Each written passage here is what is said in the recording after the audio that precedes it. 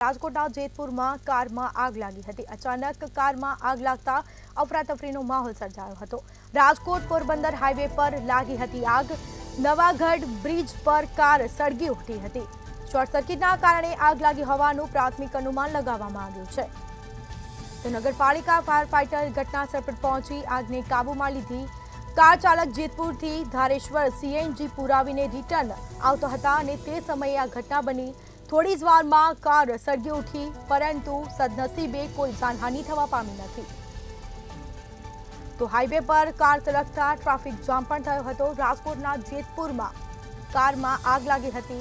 તો રાજકોટ પોરબંદર હાઈવે પર અચાનક કારમાં આગ લાગી હતી, પરંતુ સદનસીબે કોઈ જાનહાનિ થવા પામી નથી। નવાગઢ બ્રિજ પર કાર સળગી ઉઠી હતી। શોર્ટ સર્કિટના કારણે આગ લાગી હોવાનું હાલ પ્રાથમિક અનુમાન લગાવવામાં આવ્યું છે।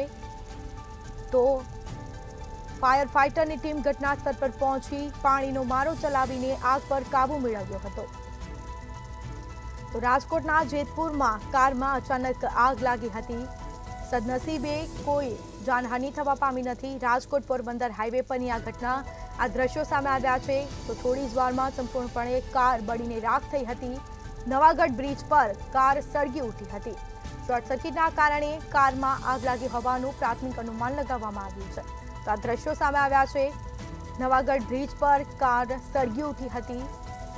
તો સ્થાનિકોના ટોળા પણ એકઠા થયા હતા। રાજકોટના જેતપુરમાં અચાનક કારમાં આગ ભભૂકી ઉઠી હતી।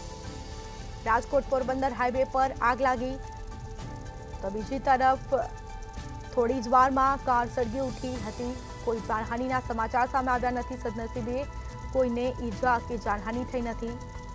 તો રાજકોટના પોરબંદર હાઈવે પર અચાનક કારમાં આગ લાગતા જ અફરાતફરી મચી હતી। તો ફાયર વિભાગને પણ જાણ કરવામાં આવી। ફાયર વિભાગ દ્વારા આગ પર કાબુ મેળવવાના પ્રયાસો છે તે હાથ ધરાયા હતા।